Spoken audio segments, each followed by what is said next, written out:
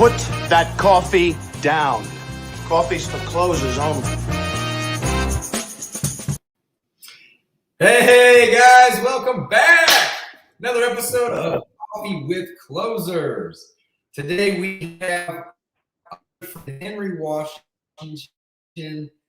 It will be joining us. Henry's running a few minutes late. I just talked with him. So he will be joining us here in a few. And Henry is a landlord and real estate investor specializing in landlording and using the BRRRR method, which is what I love to do. So I'm excited to have Henry on the show. In the meantime, Don and I will be holding it down. I think Gavin's traveling. He may try to jump on. I don't know if we're going to see Gavin today or not, but that's all right. So guys, if you are watching, tell us where you are watching from in the comments so we can get a gauge of where you guys are all at. Don, good morning, my friend. How are you, buddy? Good morning to you, buddy. You know, it's cool that you know, we all have these hectic schedules and we're traveling, and we haven't missed an episode yet. I think the most chaotic episode we did was the one when we were in Tampa all together in a hotel, and that one was a little chaotic, I will admit, but we haven't missed an episode. There's always been at least two of us, or one of us, I guess. Was it last week, Thanksgiving week, I got internet issues, so you had to hold down the fort, but at least we keep doing this every week. I know it's all about the consistency, guys. And right. You know, there's been a couple of weeks where we've actually been like, man, we're all so busy. Should we skip it or should we try to move it? And we're like, no, we gotta keep it on the schedule. We gotta be consistent, because if we're doing a live stream, or you know, if we're doing marketing, or if we're following up with sellers, or whatever it is, consistency is the key to success. And Don, I agree. And I'm happy we're here, man. And I always love hanging out and talking with you guys too.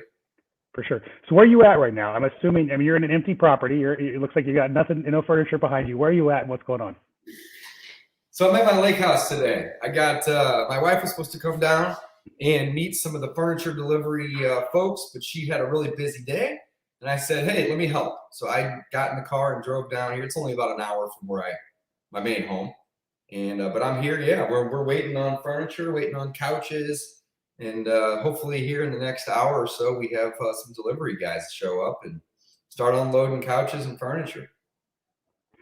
Very, very cool. So, man, when you started, let's just stay on that. When you started this journey, did you imagine you were going to have a lake house and be able to chill? I mean, you're not an old man, you know, so at a young age, would you be able to chill at a lake house that's an hour away where you can just kind of relax with family or friends? And I mean, was that even on your radar as an opportunity or a possibility?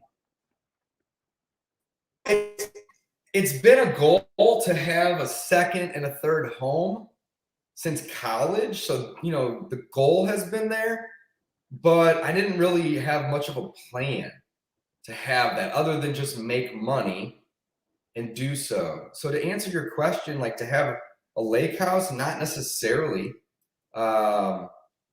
you know, especially the one I'm in and or at the lake that I'm at right now. Let me see if you guys can get it's going to be kind of bright, so you can't really see. But yeah, not so much, man. But man, I'm sure happy that I chose real estate, because it's allowed me the opportunity to have these nice things.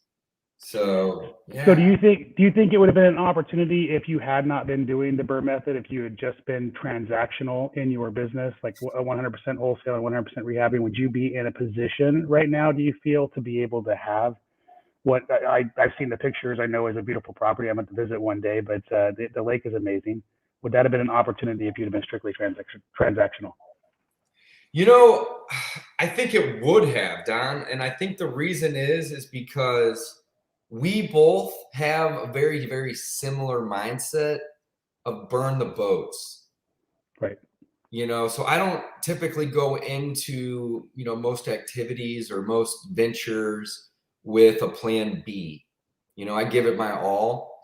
And I've been spending a lot of my time and energy the last, you know, 3 years on BRRRR methods, specifically building my rental portfolio and growing. But if I wasn't focused on that, then I would most likely be focused on wholesaling and fix and flip, which are two things that we also do, even though it's not our main focus. And because I have that mindset of burn the boats, man, I'm pretty confident that I would be sitting here today. I do. Well, the reason I asked, I just had an event in Austin. I did a 3-day class we did everything marketing for 3 days. It was an amazing event. We had some amazing people there. And I shared that one of my biggest regrets early on in my business journey was I was 100% transactional. I wasn't keeping anything. And I should have been keeping 1 out of 5, 1 out of 4, 1 out of 10 even. And it would have changed, I think, my journey significantly. It would have been a little more painful up front, by all means.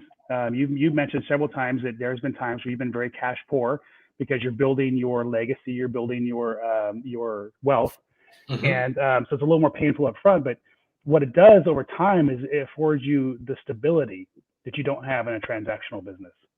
If you're just very purposeful about, that's one of the things I'm going to love to talk to Henry about, because he's been purposeful about building that portfolio along the way, because it's that everyday income. It's the if I don't get out of bed income that really matters in the journey that I think people lose sight of. They like the $50,000 assignment check or the $15,000 assignment checks on a regular basis, and that's all sexy and good. And you think, well, why am I going to keep this when I can walk away with 30 grand? But you're not thinking about building that foundation to having the FU money and I don't have to get out of bed money. And that's the point I was trying to drive home, No, that's exactly right. And, there's pros and cons to being very, very transactional and or the flip side, where you basically try to keep as many as possible. In the last 3 years, our focus has been to buy and hold. And we love the BRRRR method because it allows us to do it with other people's money. I mean, simply put. But at the end of the day, regardless of how you achieve a buy and hold, that's really our goal.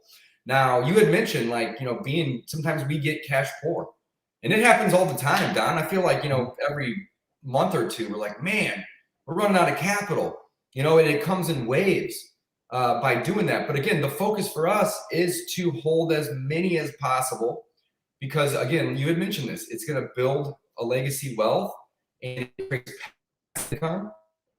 And we get low on funds as we just pivot. We start wholesaling properties. We start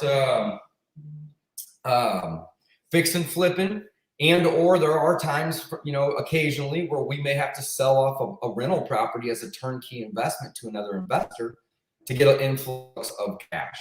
So again, there's going to be pros and cons both ways. But I love what you had just said, Don, about maybe 1 in 5, 1 in 10, maybe even 1 in 20. It really doesn't even matter per se. If you're doing 2 or 3 a year, essentially, is better than none. We know that.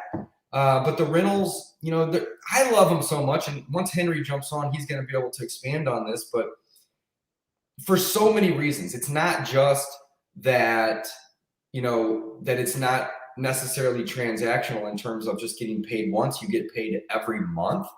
But on top of that, somebody else is paying off the mortgage, and that may take 20, 25, in some cases 30 years, which is okay. I'm not the one paying off the mortgage. Somebody else is. So, we're building wealth. Now, it's a slow game. I want to be very clear about that. Being a landlord is not a get-rich-quick game. It is a get-rich-for-sure game if you are consistent, which was the main lesson from the beginning, right? It's consistency. So not only are you getting some cash flow every month, hopefully more than a little bit, but some. Somebody else is paying off the loan for you. Over time, real estate typically appreciates. I don't really calculate any of that appreciation. I don't bank on it. It's icing on the cake. But, over a long enough time period, and I'm not saying 1 year, 3 years, 5 years, over a long time period, property is typically going to appreciate. And then on top of that, you get what's referred to or what's called to as depreciation, which is really just a phantom expense for those that don't understand what depreciation is.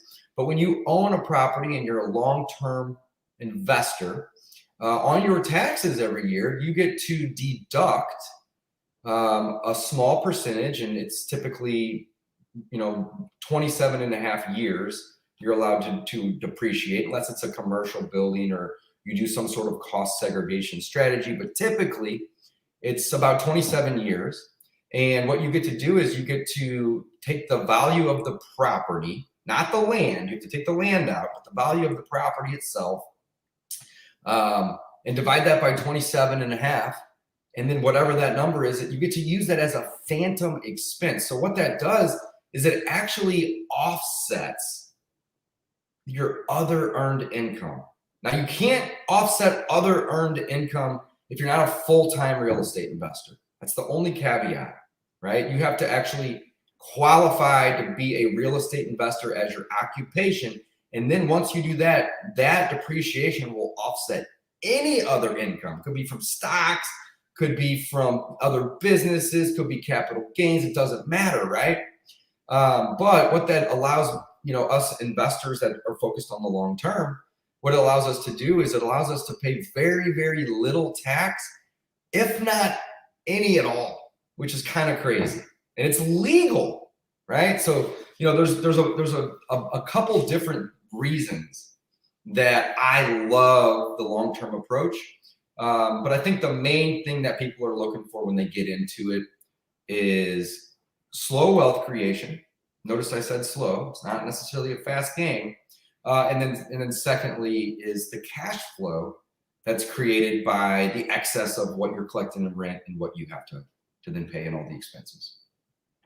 Yeah, what people always say all the time, the goal is not to pay taxes, and ultimately, getting into the buy and hold game and some of the depreciation stuff that you can do, all the tax strategies out there, really, at the end of the day, it offsets that tax liability. And I think that's the argument, right, in society right now when they always say that the rich don't pay their fair share. But the rich, we drive the economy. We're the ones hiring people. We're the ones taking risks. We're the ones spending money on infrastructure and programs and stuff and supplies and we should have a responsibility to be able to write that stuff off against the income that we make. So anyway, that's a whole different political argument. We're not going to go down. No. And you know what? I want to expand on that just for one quick moment here. But, there's a lot of different ways that we can pay taxes, right? We can pay taxes on our income. We have to pay tax whenever we spend money. So we're paying sales tax whenever we go and we use that money. So we're taxed when we earn it. We're taxed when we spend it, right? We're also taxed when we die, which is crazy. And we're taxed when we own things. So if you own a house, a car, a boat, a plane, an RV, every year you have to pay a tax just to own those things. So the depreciation only offsets income, right? It only offsets that tax. We still have to pay taxes when we spend the money, and I still have to pay taxes to own all of these properties. In fact, the amount of real estate tax that I paid this year was somewhere in the ballpark of about $75,000. And I can't offset that at all. That's a whole different type of tax. But the real estate itself pays to pay those taxes. So it's not like I'm having to come out of pocket $75,000 at the end of every year. The real estate itself covers that, and it offsets my earned income at the same time.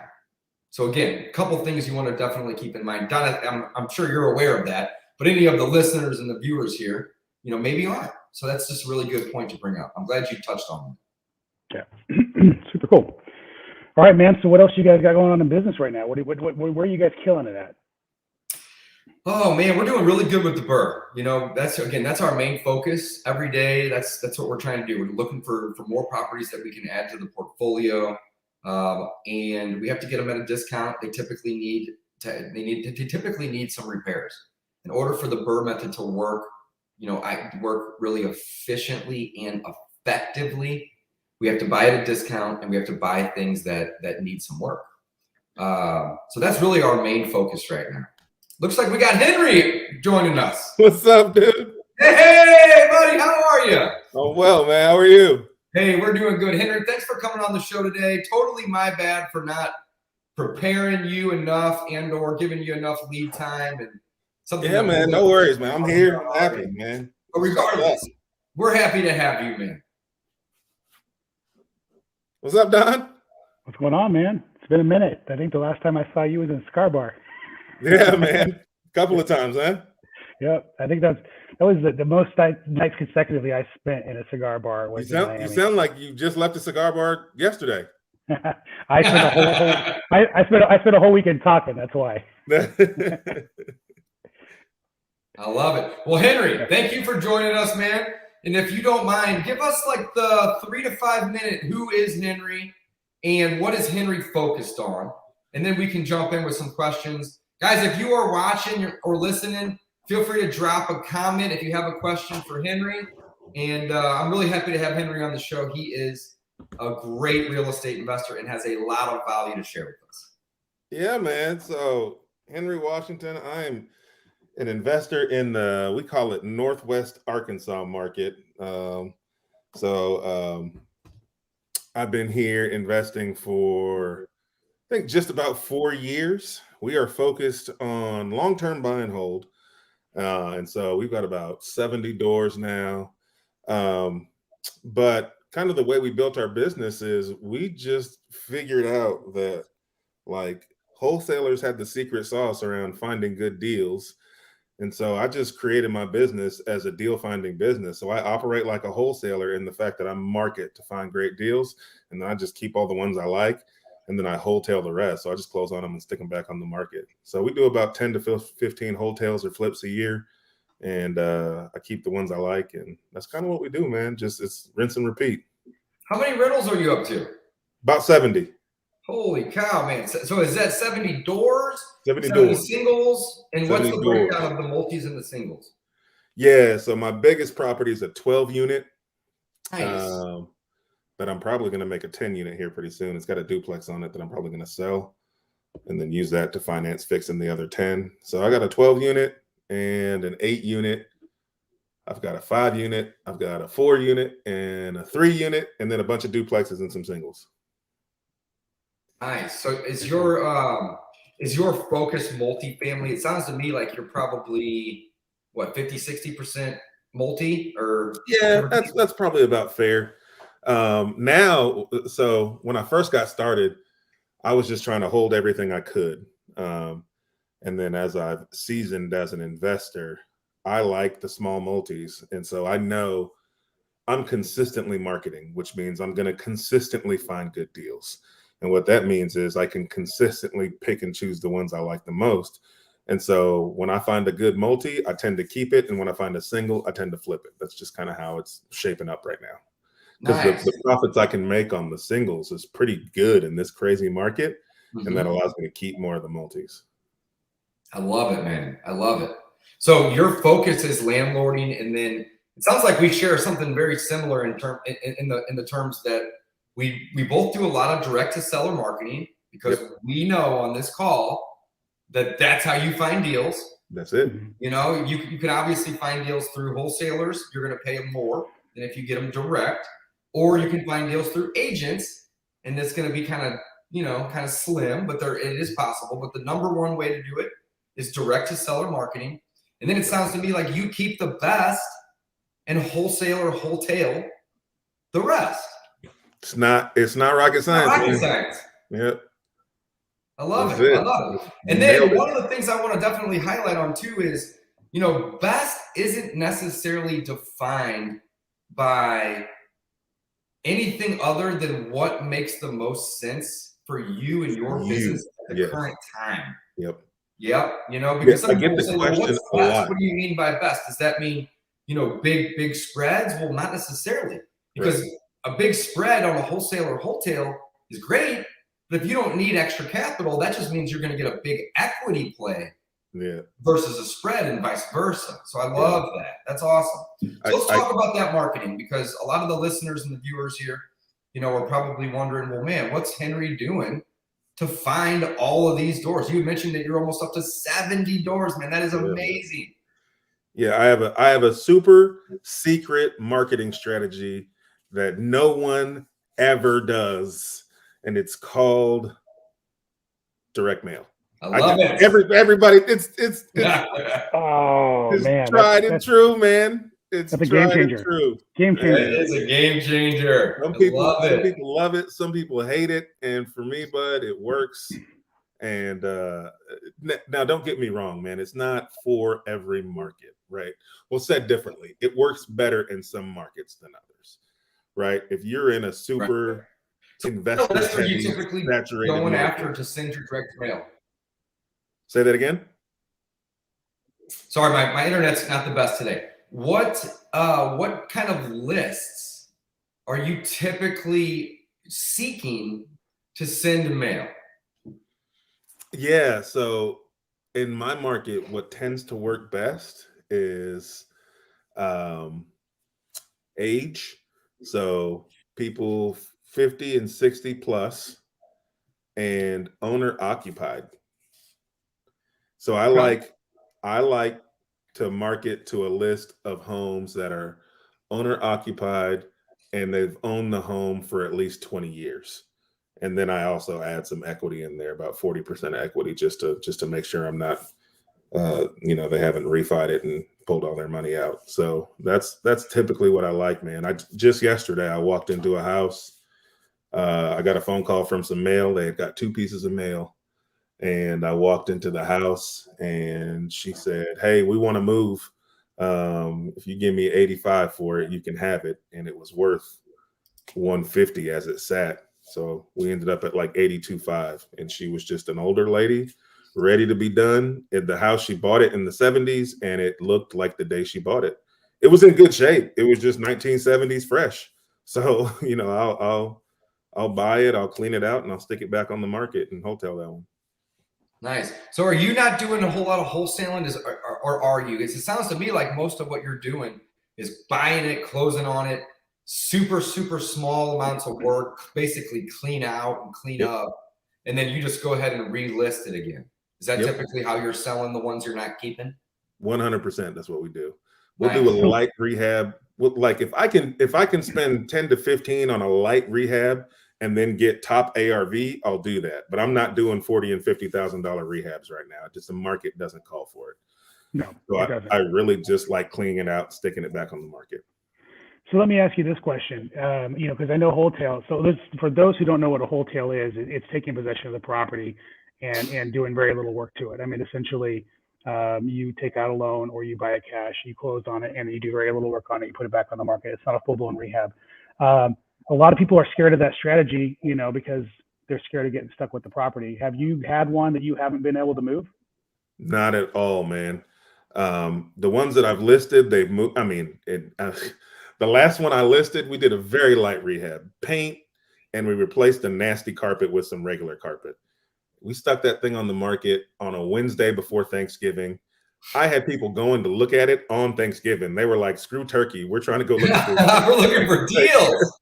I had 9 offers in a matter of hours, and we picked the best one, and they waived their inspection. Like they were just like, and they gave me $1,000 non-refundable. They're just like, "Here, we want this." So no, they're moving quickly, but Don, to answer your question, really what people are concerned about is the risk, right? What if I do get stuck with it?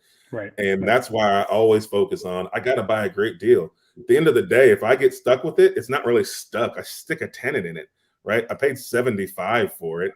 I stick a tenant in it at, $1,200, $1,300 a month. I'm cash flowing great. Like it'd make a great rental. So yeah, and then the wholesale is very market driven as well. Like right now is the best time to be wholesaling because like you said, you don't need to do HGTV rehabs right now. Literally, you could probably have 3 different floorings in the property right. and mismatching countertops, and you're going to have people fighting over it in a lot of markets. In 2009 and 10, 11, you had to move walls and put in crazy, super expensive tile, and you don't have to do that right now. So there's that ebb and flow. So right now is a time, if you're going to use wholesale as a strategy, it's the best time to do it. But, watch the market because there will be a time where you're going to have to go back to adding value unless you have a spectacular deal. So that's right. Yeah. 100%. Yeah, man, it's a great time to be wholesaling. And you asked about wholesales versus wholesale. I do wholesaling because Arkansas is a little strict with the wholesale laws, and I just want to stay above board. I don't even want to have to deal with it. I have the capital to close, so I just close on them. Henry, can you said Arkansas and laws. Can you you're cutting out, elaborate? Yeah, so Arkansas is one of the states that has gotten strict about wholesaling, right? And so they changed some of the wording in the law to make it gray. And so to make a really, really long story short, what they said is assigning a contract is not illegal. You're allowed to assign any contract. That contract law says you can do that. What is illegal is putting a property under contract that you don't have the means and the intent to close on, right? And those are gray terms, because how do you prove somebody has the intent, right? Like, well, I think sending an offer to buy something is intent in itself. right. And if you've done one or two wholesales, then you have a network, which in my opinion is the means. But again, here's the thing. That's just my opinion. Right. It's gray. So it doesn't mean that anybody can't come mess with you or sue you or come after you if they don't have that same opinion. But let me tell you, as somebody who's went up against a state agency, and it wasn't in real estate related, I went up against state agency over liquor license issues and compliance issues and conditional use permits and stuff like that for a nightclub.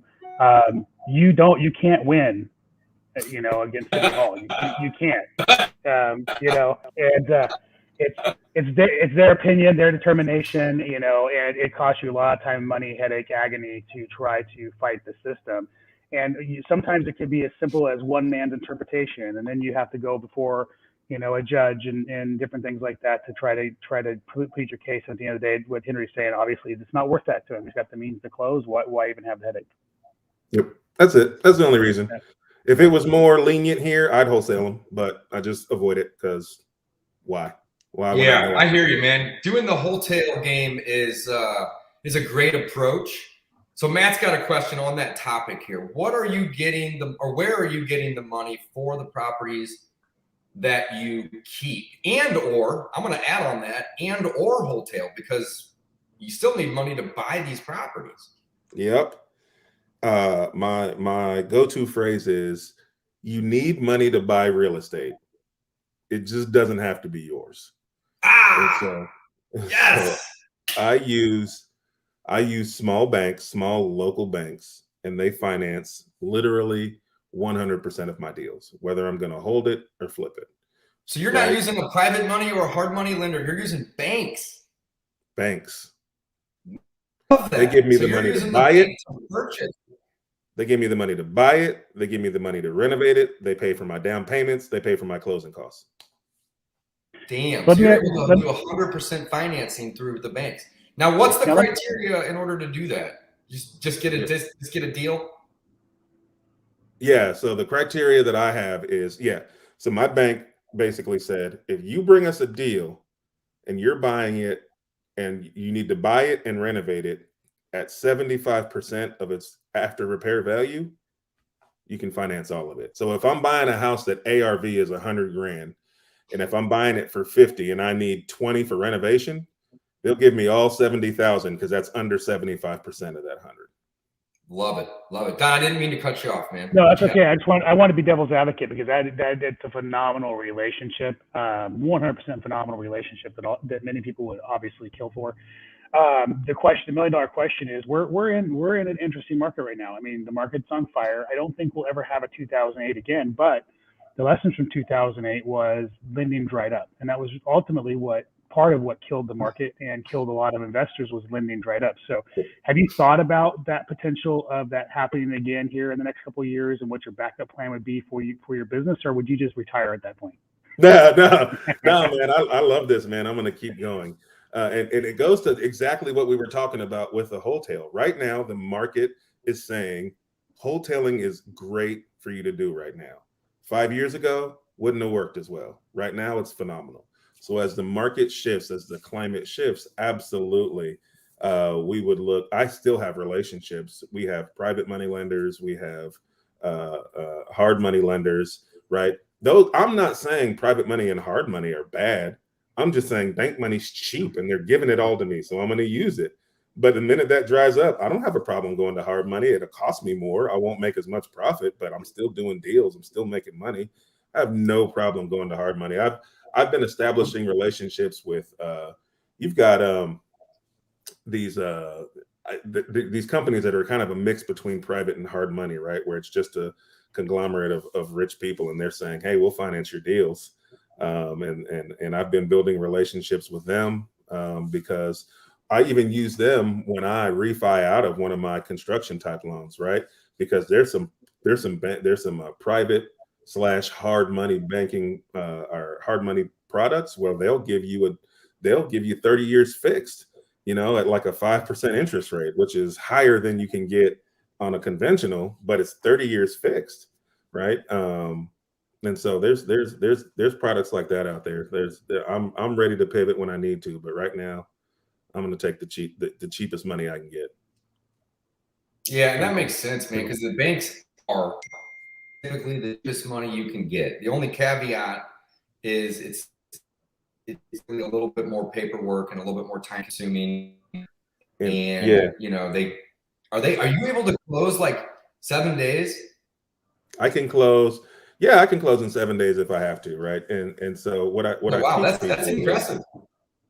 Yeah, man. What I teach people is you gotta have banking relationships as tools in your tool belt, right? And so if I need to close 100% financing, I got to bank for that. If I need to close 90% financing, but I need to close in 7 days, I got to bank for that, right? And what you look for with these small banks is when you talk to them, ask them how they do their appraisals, because that's what holds up financing from banks is the appraisal process. If they do third-party appraisals, that means I got to go call Joe Bob's Appraisals. And Joe Bob's got 100 of appraisals going on right now because everybody's doing refinances right now, trying to get these lower interest rates. And Joe Bob's like, look, man, I'm 3 weeks out, right? And so that's what's going to hold up your appraisal. But some banks do what's called in-house appraisals, where they just got a guy who runs comps and tells in the bank and then tells you what they would finance it for. They can do that in an hour, right? And so if they can do those you can even help them by giving them your pictures comps of the property and or your comps. Yep. Basically, you can make their life easier. Every time. They do their job for them, but you can make it easier for them to do their job. And what I tell people is when you do that, when you send your comp, and I tell people do this anyway, send it to your third-party appraiser, send it to your in-house appraiser. Some of them it's going to piss off, but I say, who cares? Because they have it now. And so now that they can choose not to look at it. And they go look at it. If they don't value your property similarly, they know in their head, I got to be prepared to explain to them why I valued it so much less than this stuff that they sent to me. And so they might be pissed, but they're going to look at it and they're going to use it because they know I don't want to have to come to this dude and be like, well, your comps were crap, or here's why I did this. They don't want to justify it. So it's better for you. It's your property. Send them your comps. Yeah. There was a period of time actually in 2012, 2013, even 2014, where we would not leave the lockbox on a property. If we listed it, flipped for resale, we would not leave the lockbox on a property. We forced our agent to meet the appraiser at the property with comps and make friends. Right. I mean, that was the whole thing because we wanted to make sure that that we had somebody that was reasonable. Look, we're not in any way, shape, or form trying to manipulate or trying to ask them to do anything that's not above board. But at the same time, we want to make sure that they have an opportunity to see what we saw. And then, like you said, explain their reasoning if they're not in agreement with the same thing we saw. So it's very important to do that. And I think a lot of people are scared to do those things in our business, to kind of take charge and take control of their contractors, their sellers, their title companies. We had a conversation this weekend about, or actually last night on a coaching call about somebody, talking about how they had the seller call the title company because it's a problem. We're like, no, you got to call the title company when there's a problem. And there's a lot of people that they fear taking control. And if this is a business, you got to control it. So it's your money. It's your property. You got to control it. These people are operating in service to you. You don't work for them. They work for you. So you take control. 100%. Love it. Matt's got another question here. How do you manage 70 separate rental units? I've heard bad stories with property management companies. And it brings a lot of emotion to me right now. So I'm going to let Henry go, and then I'm going to put my 2 cents on it. Yeah, man. It sounds worse than it is, right? Because here's the thing. So first of all, I don't manage all 70. About 16 of those units are an hour away. I have property management for those. The rest, and then about 25 of those units, I'm 50-50 on with a business partner, and he and I are 50-50 on the management with those. So I manage about, 13 of those, and then the other 40 are mine. So it's really about 55-ish properties that I manage, which is still a lot. But there's so many tools out there, and there's so many people that have done this and figured out how to do it in a way that's not overbearing. And so you just need to find the tools and the processes that fit your lifestyle. So for me, I don't take rent anyway, but in my online payment system. Don't write me a check, don't send me a check, don't pay me cash, none of that. It's got to go in my online payment system. Now, I have an online payment system that allows them to pay multiple ways, but it still all goes through the system, right? So what that does is it eliminates a bunch of steps. If you take cash from one guy and check from another guy, you've now given yourself multiple chores because you got to go pick up the rent or they got to bring it to you. Then you got to document, did they pay enough rent? Did they not pay enough rent, right? Do I got to charge them a late fee? Do I not have to charge them a late fee? And then you got to take all that to the bank. If they pay online, all that's done in one simple step, and your system keeps track of who's paid, who hasn't, automatically charges them late fees, right? So you've eliminated all these steps just by using an online system. And my system's like $9 a month. It's just like cheap for me to have it. And then the things that do take time. Go ahead. Rent Ready.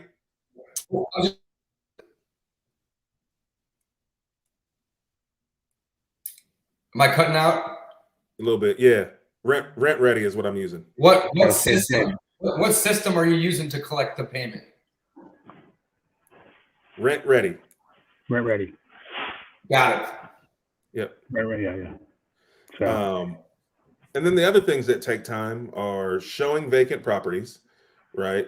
And getting a tenant in there. And all I do for those, man, is I do open house showings. So I don't meet individual people at the time they want to meet. I say, I'm going to be at the property on Wednesday at 5 and on Saturday at 12. I'm only going to be there for 30 minutes. If you're not there in that 30-minute window, you miss out, right? That's it. And that allows me to create some competition for the property because there's multiple people looking at once. And it allows me to see who shows up on time, right? If people call me at 12:35 and I'm gone and they're upset, sorry, right? I may have just dodged a bullet from a bad tenant, right? Now, I'm not to say that everybody that shows up late is a bad tenant. I'm just saying that the people who show up on time might have a better likelihood that they're going to hold to their word of what the rent they're going to pay you too, right? I just use it as an indicator. I'm not there for long. 30 minutes, come see it. If you're there, great. If you're not, maybe you can catch the next one. Love it. I love it. I love it. That's amazing. So you have a property management company for the properties that aren't in your immediate vicinity. So you and your partner manage the ones that are near. Either you do it yourself or you have a partner on some and the two of you guys do it together. And then you have a property manager for some properties that you have that are a little bit farther away. Correct. How is your relationship with that property manager, and are you happy with it? Better. Learning curve on the front side, just as far as communication. Communication is the biggest key, right? Once you learn or you guys figure out how you're going to communicate, then things get smoother. So for me, I like to communicate text message. Don't send me emails. Don't call me. Just text me. And once we kind of got that cadence down, things became a lot smoother. So I will say that find somebody who's willing to communicate with you the way you want to be communicated with, and then and then check trust but verify. They're going to send you owner statements every month. Go through those owner statements and see what they're spending money on maintenance wise. And don't be afraid to ask a question. Don't be afraid to say, hey, I saw you spent $400 on, this flooring repair, right? Like, why was it that much? And let them explain it to you, right? Maybe that's high, maybe that's not, maybe they had a reason, maybe they didn't, but you want to start to understand their logic and why they're doing things and why they're okay spending things. And if you see a pattern you don't like, Don't be afraid to call them out. And for me, if I see something I don't like, I'm going to call you. I'm going to say, hey, I don't like this price, but I called this guy, and this guy's willing to do work like that for this price. And they'll use the people you want to use, right? Take the guesswork out of it. So it's just, you got to do a little more babysitting, man. If you don't, you're going to spend more money than you want to, right? Because they're managing more than just your property. So they're trying to get their job done the most efficient way possible for them, which might not be the most cost-effective way possible for you. So you got to do your Great job advice. in making sure that you're keeping an eye on the expenses. And here's the thing I want to say about questioning. Like, the first thing I want to say is what you've said is you've developed a process for defining your boundaries, essentially. Yeah. And you will only work with people that will work with you within your boundaries. And that's very important in business. Is you if you're trying to accommodate everybody, you're going to be miserable. You got to expect people who want to do business with you to accommodate you. Very important.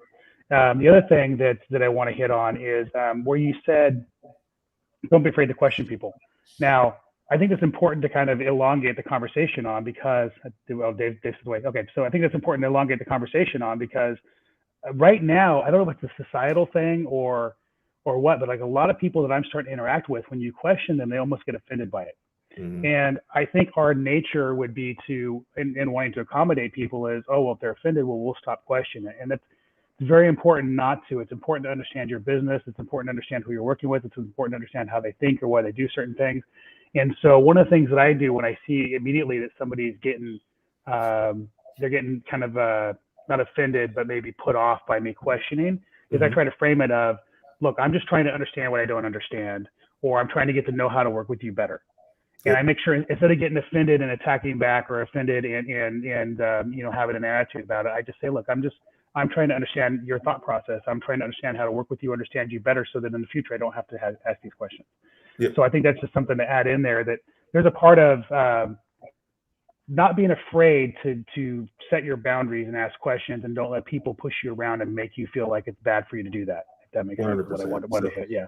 Yeah, no, I totally agree with you, and I kind of want to add to that on a couple of terms, because it's been a theme through what we're talking about, and that theme is we are business owners, and we need to act accordingly, right? You own this business. No one else is going to pay your taxes for you. No one else is going to, pick up the crap when it goes to hell, right? If you screw up, you got to deal with the consequences. And so what that means is you need to operate your business in a way that's going to help you avoid those pitfalls or those mistakes. And sometimes that means asking questions, questioning people's policies, questioning people's reasoning, and people.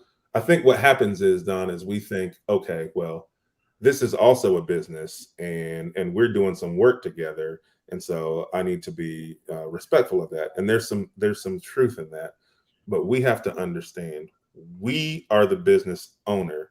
Mm-hmm. All these other companies are in service to our business. If we don't have our business, they don't have customers, right? 100%. And so there is a relationship there. And so I'm not saying be disrespectful to people. I'm saying don't be apologetic about running your business in the most effective way you think you can. And stop treating these people like they're doing you a favor. They're not. You're doing them a favor. You're bringing them business. You're helping keeping them going, right? In very tough economic times right now.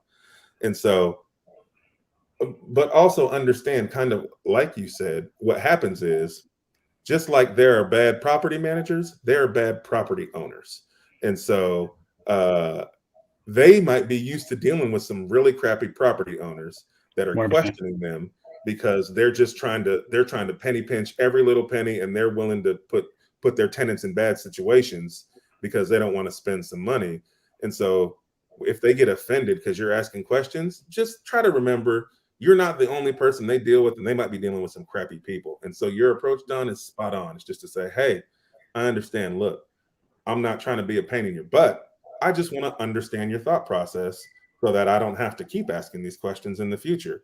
Once I understand where you're coming from and why you spent $400, you may have been a totally justifiable reason, right? You could have said, look, I spent $400 on this because the guy who was going to charge me $250 or $300 was a month out, and I need to take care of these tenants. I love it. But once I understand that thought process, I'm not going to question you every single time I see that anymore. 100%. Yep. It's a win-win relationship, and it's a Right. very important aspect of building a real business, like you said. Here's something, through the years, and I'm not saying this in a negative way, but just saying it in a way so people understand it.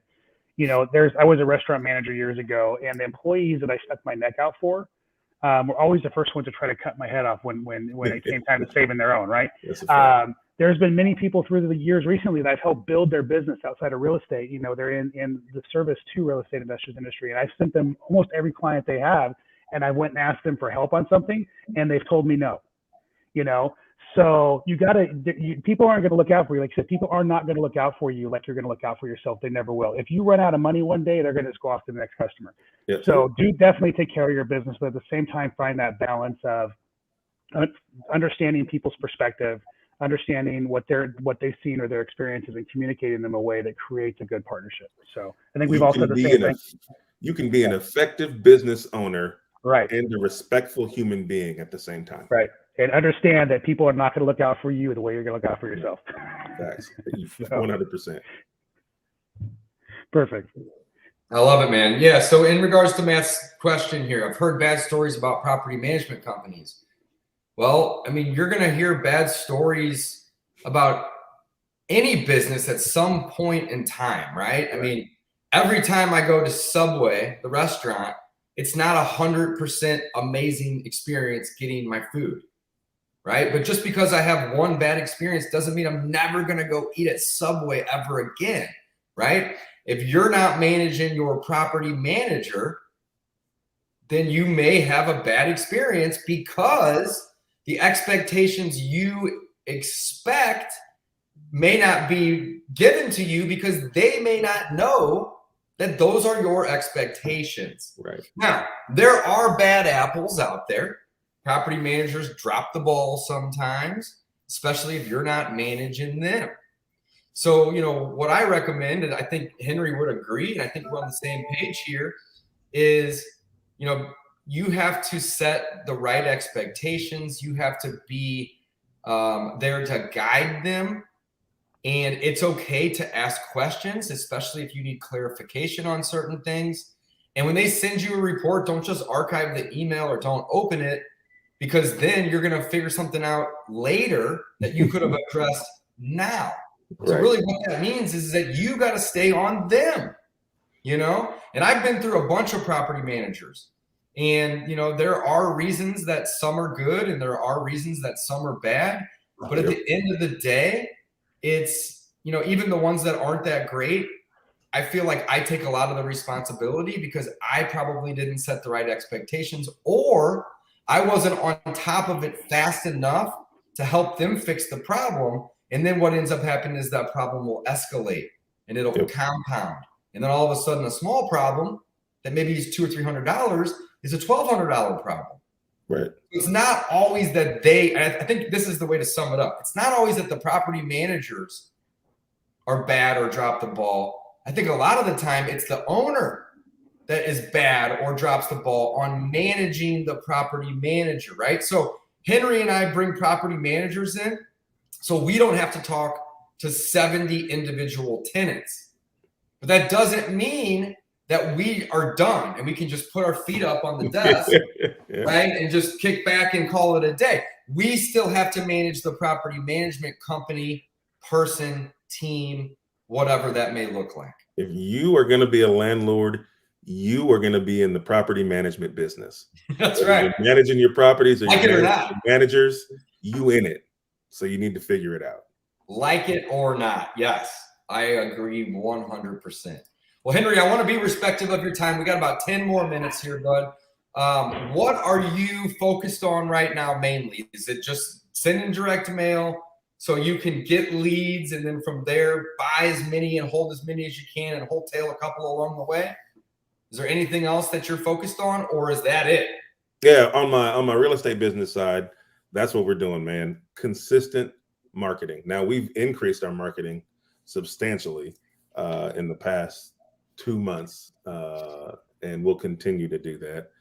Just because want to go a little faster, right? I tell people as a direct to seller marketer, you basically have a money machine, right? You've got a machine that you put 2,000, 3,000, 4,000, 5,000, whatever your marketing budget is in on the front side. So you deposit your money into your machine. And then on the back side every month, you're pulling out your profits from selling your wholesales or your wholesales, right? Or your rent money, right? And so if you've got a machine where you're like, all right, I'm putting 3,000 in a month in marketing, that's going to get me, 20 leads. That 20 leads is going to turn into, 4 deals. And that 4 deals, I'm averaging 20 grand on the dispo side. So I'm putting in 3 and I'm making 80 a month, right? So if you want to make more than 80 a month, you got to put more in on the front side. And so, you've got a money machine. What you gonna turn it off for? I'm trying to put more on the front side, right? So I can get more out of the back side. Now you got to have the infrastructure, right?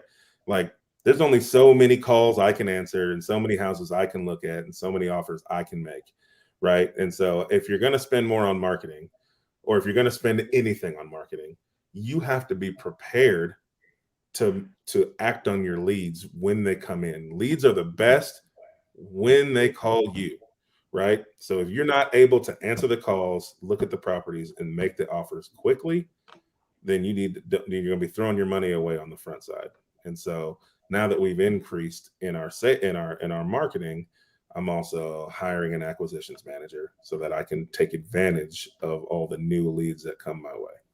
Nice. Yeah, having an acquisitions person is helpful because not only are they going to be able to help you with all these new leads that come the way, but they can also follow up on those leads as well as the old leads in your system as well, which ultimately will free up your time and allow you to focus working on the business versus in the business. And I'll tell you, man, I often get caught up in working in the business and get busy. And just literally just yesterday, I was like, all right, I got to take a step back for a minute. I need to go hire 2 people because a lot of my time is being consumed with answering these phone calls and being in the business. And as a business owner, that's not why I got in the business. I got in the business to have freedom, so you definitely need to, be aware of that. But Henry, I agree 100% with what you just said, man. Absolutely. All right. So Fred has a question. Are you doing primarily mailers for your marketing? And I think you answered that earlier. But yes, you are doing primarily mailers. Are you doing any other type of marketing at this point? Yeah. So I do mailers. I do some AdWords, right? Google AdWords campaigns. And I left a meeting. You called me earlier and I was on my way home. It's because I had a meeting with with one of the gentlemen that runs several radio stations in the area, because he put together a package for me to do some radio ads. And so we were sitting back and we were talking about what that looks like and the pricing for that. And man, let me tell you, it is cheap compared to, if you look at what you're going to actually pay for the lead, right? And so what they're charging me, I'll put it out there. What they're charging me is about $500 to $600 a month to run radio ads all month, right? And once a month, I can come into the station and do kind of a live interview where I talk about my business to try to drum up some more traffic, right? And that's going to generate a few 3, 4, 5 leads a month. That cost per lead is cheap, man. It is. It's really, really cheap. One thing I would recommend with radio, I'm not currently on the radio, but I did it for almost 2 years, is just like anything else. You don't send just one letter and stop. Yep. Right? You keep hitting people over and over and over again. So it's very similar with the radio. And I saw that my radio, the number of leads that I was getting really started to spike around the 5th or the 6th month. Okay. So just a little bit of advice for you, of course, but it takes people hearing the ad 10, 20. Come on, guys, 30 times in some cases before they're like, you know what, I'm going to give Henry a call, or I'm going to give, Dave a call. You know, they're not just going to hear it once. I mean, here's the thing. They can and could. It's possible. But typically people need to be touched a lot of times. And the beautiful thing about radio is once you record an ad or two, you just kind of forget about it. That's you it. Set it, you forget it, you have a budget. As long as you pay those bills, radio is that's their job, is to make sure that those ads get played. So it's really a great social media. Yeah, if you keep talking about touching people, we're going to have to change the title of the show. Yeah, man. And so, and the kind of the way I look at it, Bud, is $500 a month. They're going to put me on a year contract. It's what, 12 grand? Whatever. I'll run it for a year. If I get one deal, I'm going to make, I average 20 a deal. Right. One year, one deal, you're going to make money. The odds of you not getting at least one deal in a year is so low. Yeah. Yes. Love it, man. I love it. It's a go for me. I love it. All right. We got one or two more questions, guys, and then we're going to wrap up. So Matt says the owner didn't give the property manager clarity on what they want from our earlier conversation. And that's exactly right. The owner still has to manage the property manager. And, you know, when there's times like turns, you know, you still have to sometimes step in and help manage that process too. I personally like doing my own turns, even though the property management will assist, because they're going to mark up those services if they do it. It's a service. Whereas if me or my team can do those turns, we're not going to have to pay an additional markup. Love it. All right. We got another one here from D-Lo or Glow here. What company does your direct mail, Henry? Yep. So I use, I'll give you the guy's name and phone number. You got to tell him I sent you though, right? So I use Corey Meeker. He's out of St. Louis. Print mail. So you know Corey, REI Print Mail, right? I've got a link, but I don't remember it. So we'll just give you the number. How about that? Hey, that'll work. How about that? Hey guys, my delivery is here. Henry, I'll call you later down. I'm confident you can wrap this up. All right, perfect, buddy. All right. Yep. So Corey Meeker, REI Print Mail. Phone number is. Let me give you the right one. So it actually works. How about that? Yeah, and you tell him Henry sent you, but you tell him Don likes his shirt, and he'll know exactly what I mean. That guy, Yeah. I'm always getting text messages saying, "Hey, thinking about you. I'm wearing your favorite shirt today." What's up with this guy? 314-413-7878. It's Corey Meeker. 7878. 314-413-7878. I'm going to put that in the comments. And it is Corey. We'll just say Corey, and they don't need his Meeker. So, all right. So, perfect. All right, man. Well, it's been a great conversation. So I can't wait to hang out again. I'm sure we'll be either speaking or at another event together soon. And yes, sir. And I love what you're doing. If people want to find you, where do they find you? I know you're doing some cool things on TikTok. You got some really cool things going on Reels. So yeah, man. Let people know how to find you. Best place is Instagram. I'm at the Henry Washington on Instagram. Same name on TikTok. There's a link in my bio if you want to. I got a free book on all that small bank financing we were talking about. So you can go there, henrywashington.com. You can get that free book. Yeah, man. TikTok, Instagram. Shoot me a DM. Chop it up. I'm here for you.